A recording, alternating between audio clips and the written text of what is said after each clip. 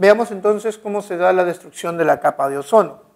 Cuando hablamos de la destrucción de la capa de ozono, hay que tomar en cuenta, la capa de ozono es nuestro filtro, nuestra protección contra los rayos dañinos del sol, específicamente hablando, radiación UV. Esto evita que a nosotros nos dé, por ejemplo, los famosos melanomas o cáncer a la piel.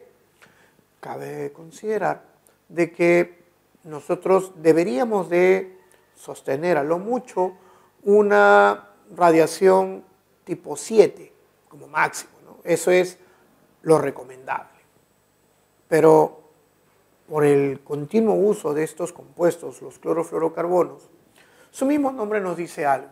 Clorofluorocarbonos. Implica que es un compuesto que está formado por carbono, cloro, cloro, cloro y flúor. Este es un compuesto orgánico, pero este compuesto, que es muy estable, cuando llega a la estratosfera, viene la radiación UV y parte el compuesto. Es decir, me forma CCl, Cl, flúor, más este cloro que está acá. Pero si nos damos cuenta, este cloro que está ahí, ¿cuántos electrones tiene? Estamos viendo que tiene solo 7 electrones. Razón por la cual este se le considera un radical libre. Y es este compuesto el que se encarga de la destrucción de la capa de ozono, ¿no?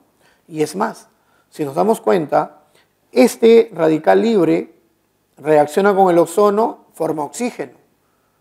Pero este ozono que reacciona con la radiación UV me genera oxígeno naciente. Este oxígeno naciente con el compuesto del radical libre me genera oxígeno y otra vez me vuelve a generar el radical libre.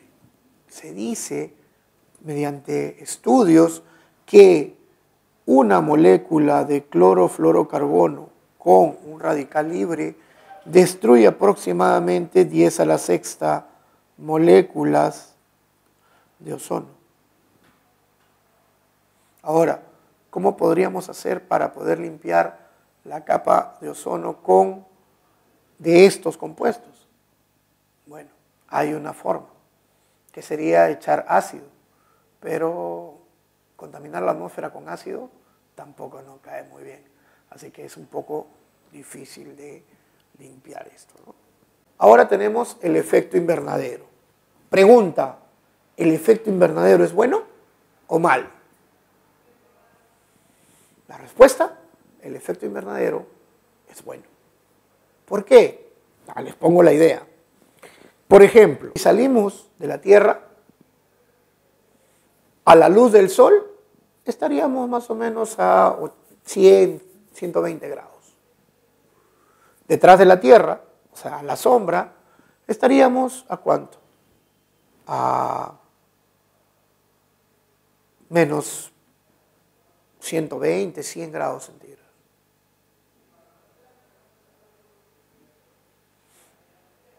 Pero, por ejemplo, los últimos días ha estado haciendo frío aquí en Lima. ¿Cuánto hemos estado? 13, 14 grados. En el verano hemos estado más o menos a 30, 32 grados. Ayer queríamos estar con una frazada encima.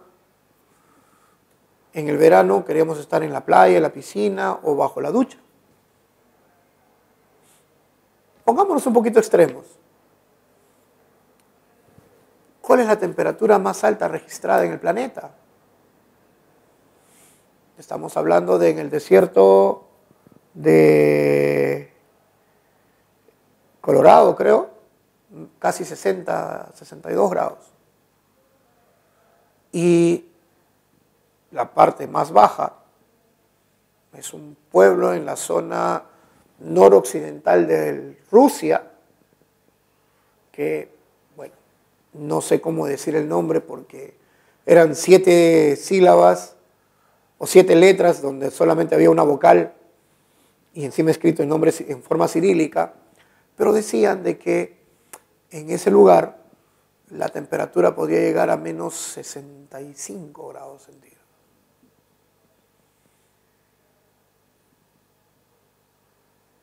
...60, la más alta, 62 y menos 65. Pero afuera, más 100, menos 120. ¿Por qué? Y es que justamente la atmósfera de la Tierra hace que la temperatura sea propicia para la vida. Y a eso se le llama el efecto invernadero. El efecto invernadero es un efecto por el cual la atmósfera atrapa la radiación del Sol y calienta la Tierra de noche y no deja que sea muy caliente de día. ¿Qué es lo malo? El aumento del efecto invernadero. Ese es el problema. Cabe destacar que el efecto invernadero se da porque las moléculas de CO2 y vapor de agua retienen esta temperatura de la Tierra, del Sol. Pero cabe destacar de que es cuando la Tierra absorbe la radiación y ésta emite la radiación IR. Entonces, a medida que esta capa se va haciendo más grande, obviamente no deja escapar esa radiación IR del Sol, o de la Tierra, perdón, y esto genera que la temperatura de la Tierra se vaya aumentando. ¿Han visto alguna vez la película El día después de mañana? Bueno, ese sería algo exagerado, pero a eso estamos llegando. Si se han dado cuenta, cada vez las estaciones son mucho más cerradas, es decir, o es frío o es calor. Ya no hay mucho del otoño, de la primavera, porque ya se siente o mucho calor o mucho frío. ¿Correcto? Y eso es justamente porque el efecto invernadero está generando pues este problema del calentamiento global. ¿Y qué te genera este calentamiento global? Bueno, aquí estamos en grandes problemas. Por ejemplo, uno de los lugares turísticos típicos para ir en viaje de promoción en mi época era Huaraz, ¿no? A ver el Pastoruri y caminar hasta allá arriba. Ahora, el Pastoruri casi no existe. Se dice que por el calentamiento global la nieve ha retrocedido medio kilómetro, 1 kilómetro. Es más, la nieve o el hielo ya no se puede ni tocar, porque lo tocas y se cae. Es más, en la Antártida, los hielos polares, los eternos que se llaman, se están empezando a deshielar. Y eso te va a generar muchos problemas. Desde el punto de vista de que, por ejemplo, a mí me enseñaron que existía la Cordillera Blanca y la Cordillera Negra. La Cordillera Blanca, todos los nevados. ¿Hay nevados? Muy pocos. ¿Y qué cosa es un nevado de un país? Su reserva de agua potable. Ahorita estamos en un problema porque casi no tenemos nevados. Agua potable no va a haber. Quién sabe de aquí a cuánto tiempo. Pero va a ser muy difícil que podamos combatir este problema, ¿no? Justamente por el calentamiento global, por el uso desmedido de combustibles fósiles.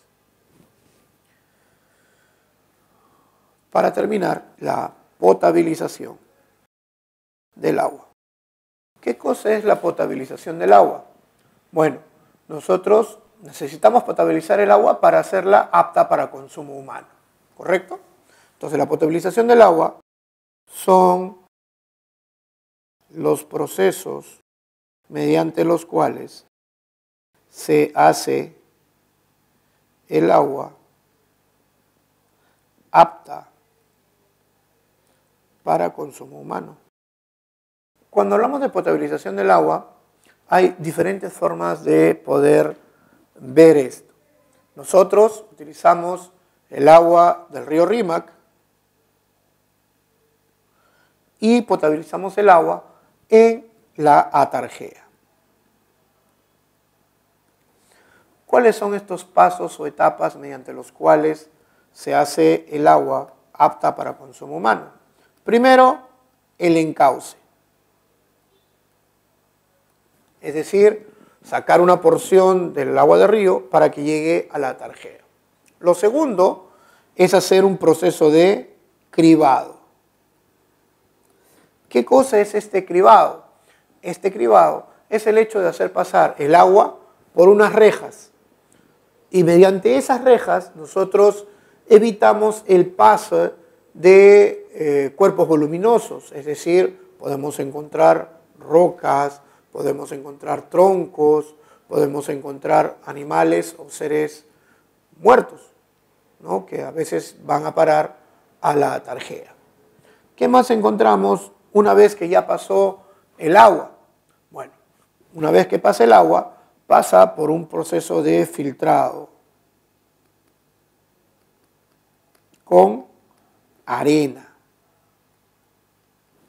Este filtrado con arena hace que todas las partículas que se pueden separar se queden ahí y el agua pase.